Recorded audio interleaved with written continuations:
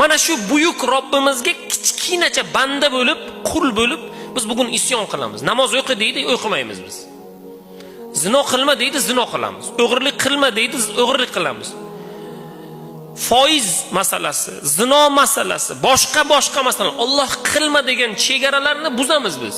Biz kichkina qul bo'lib olamlarning Robbisiga urush ochamiz. Va boshimiz devorga yetganda nima deymiz? Hayotda maqsad qolmadi deymiz. Men yashagim kelmayapti.